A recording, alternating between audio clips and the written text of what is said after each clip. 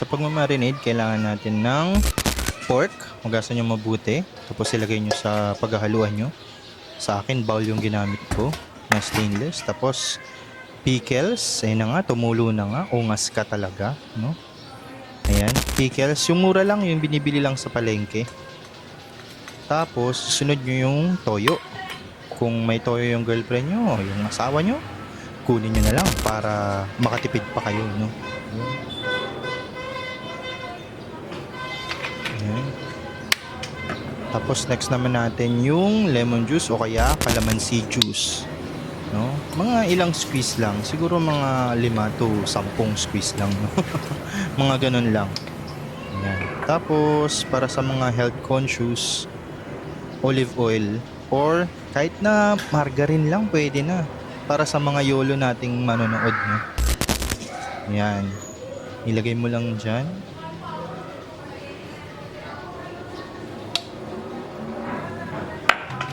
Tapos sunod mo na yung yung tomato paste. No? Del Monte, baka naman, Del Monte. Ayan. Lagay mo na yung tomato paste. So, sa akin, ginamit ko na lang yung tira na lang. Okay pa naman yung tira lang. No?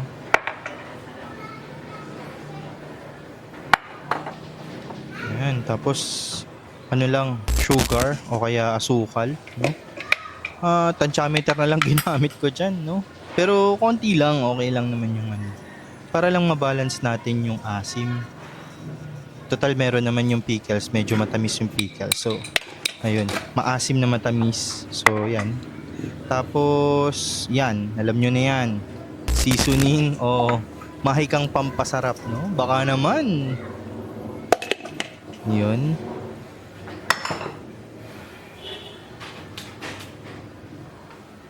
Ayan. Pag nalagay nyo na yung lahat na yun, haluin nyo lang, no? Ayan na, no? Pinapakita ko nandun na lahat, no?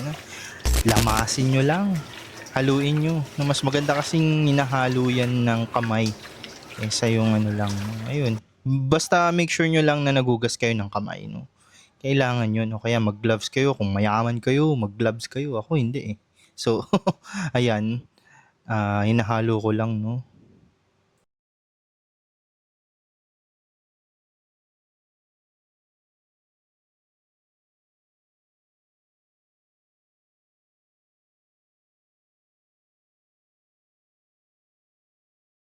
Tapos ayun, no, kaungasan talaga. Nakalimutan pa ilagay yung paminta, no? Mga 100 pieces na paminta, no? Nakita nyo mabagal kasi binibilang ko eh. Binibilang ko yan. Kaya yun. Kailangan 100 pieces lang. Tapos haluin nyo ulit. Lamasin nyo ng lamasin. Tapos haluin nyo lang. Yan, ganyan.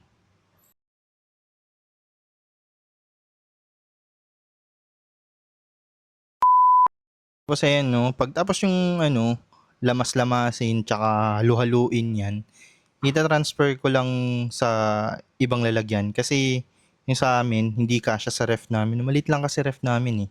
So, tinransfer ko siya sa mas maliit na lalagyan.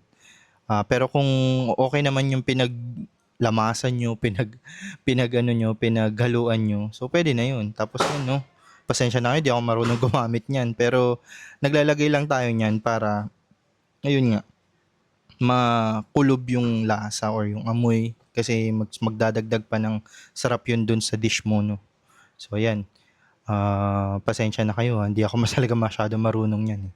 So, ayan, dinoble-doble ko lang. Ayan. So, ayun, no? Pagkatapos nyo yan, ilagay nyo lang sa ref, no? I-marinate nyo lang ng hanggang 24 hours kung possible, no? Mas maganda kung mas matagal, mas masarap. Tapos ayan, no, ito na yung cooking time natin. Naglagay lang ako ng kawali sa kalan. Yun. Tapos use oil lang yung ginamit ko dyan, no, para tipid. Kung nakita nyo, sinasala ko para hindi masama yung mga ibang impurities. Tapos ayan, no, ipiprito ko lang yung hotdog. So ayan, kapag ito pala yung isa sa mga technique na nalaman ko, no? Try nyong i-dip yung any wood sa mantika para makita nyo kung talagang mainit na yung mantika. Nalaman ko yung kay Ninong Rai. Shoutout. So ayan, no, kailangan cheese dog yung ilagay nyo. kasi para hindi na kayo maglagay ng cheese. Para sa akin ganun. Yun, ewan ko. Recipe ko to eh. So, yun, no? Ano nyo lang, prito nyo lang. Hanggang sa maluto siya, no? Alam nyo naman na siguro paano na malaman kung luto na yan. So, ayun. So, pagkatapos nyo maprito, syempre, hanguin nyo, di ba? Hanguin nyo kasi meron pa kayong ibang ipiprito bukod dyan. Para mas mabilis na yung proseso. Kasi, yun nga, malapit na yung putukan. So, nagmamadali na rin ako dyan. So, ayan. Nilagay ko lang sa lalagyan. Syempre, para din masyadong mamantika, lagyan nyo ng towel or tissue. Kitchen tissue yung ano nyo, yung bowl na paglalagyan nyo yan para hindi masyado na mamantika. Malas na mamantika, no? So, yun.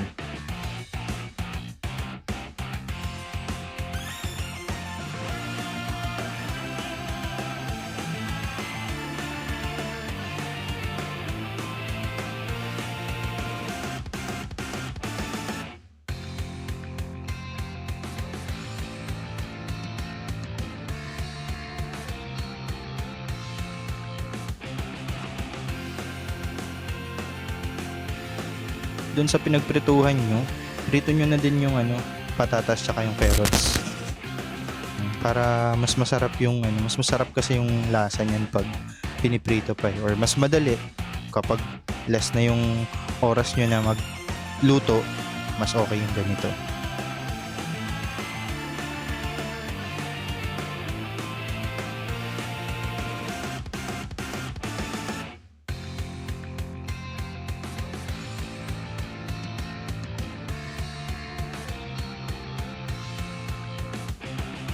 So yun, no, hintayin nyo lang maluto to.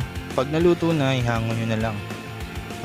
Hindi ko na napakita yung paghango ko dyan kasi nagmamadali na nga ako. Ayun.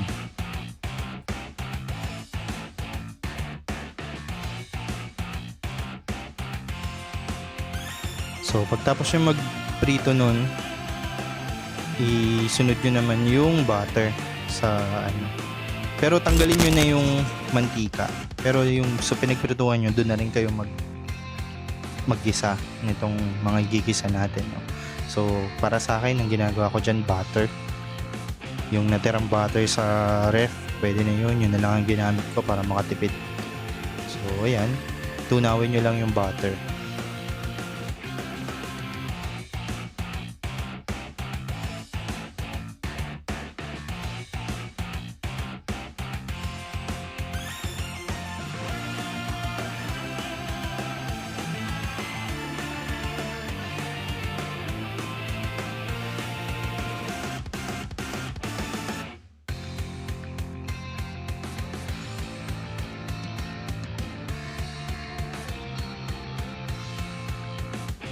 Tapos ayun, kapag medyo tunaw na yung butter, lagyan nyo na yung garlic, igisan nyo na siya.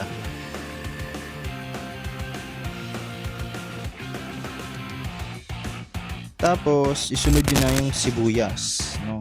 Susunod nyo yung sibuyas pagkatapos ng garlic.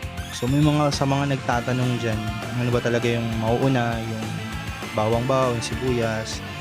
Gusto ko yung sagot ni Ninong Ray dyan na kung gusto mo hindi matosta yung garlic, iunahin mo yung sibuyas. Ganun lang.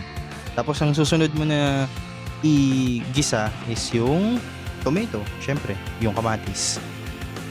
So ang gagawin pala natin dito sa kamatis na to is medyo durog siya. Yung talagang lutong-luto yung kamatis para lumabas lalo yung lasa niya. Mas masarap kasi pag ganun.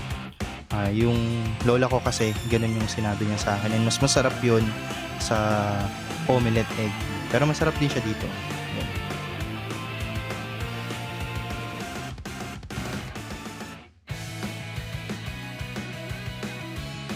Yun, pag ganyan na yung itsura ng kamatis nyo, ilagay nyo na yung minarinate nya pork nyo kanina. So yun, nilagay ko lang yung marinated pork, tapos ayun, igisa nyo lang. Haluin nyo lang muna. Ayun. A few moments later. Ayun. Pagka okay, medyo okay na yung ano nyo, yung baboy. Di ko na napakita kasi dito na nilagay ko na yung liver o yung atay ng baboy. So tapos hayaan lang natin siya mag-simmer. Tapos, next step, ilagay nyo na yung tomato sauce nyo. Ayun, magdagdag pa tayo ng lasa ng tomato. Kasi yun nga, minudo yan. So, tomato based talaga siya. So, masarap yan pag hinagdagan nyo pa lalo ng tomato sauce. So, hintayin nyo lang din mag-simmer, mag-reduce yung sauce natin bago nyo ilagay yung mga next na ingredients.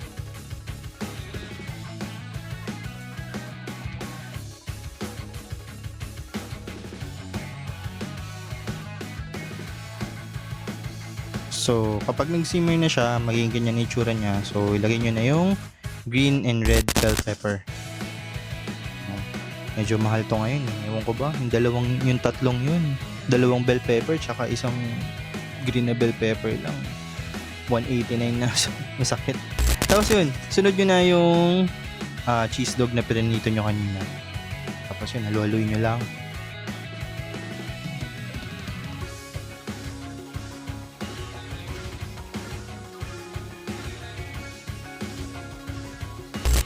Tapos right after, ilagay nyo na yung pasas or yung raisins natin.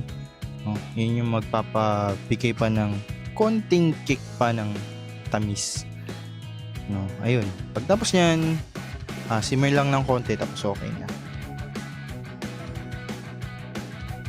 So yun, sa mga nanonood nito, maligayang bagong taon po sa inyo, no?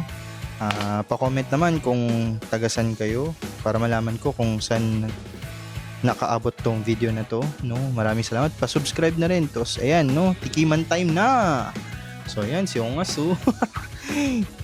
na hirap mag-focus. So, yun. Pag na-focus na, wala na. Yun, ayan na. Tinikman na. Yun, sarap. Talaga naman. Quality. Quality. So, yun. Maraming salamat. Paalam.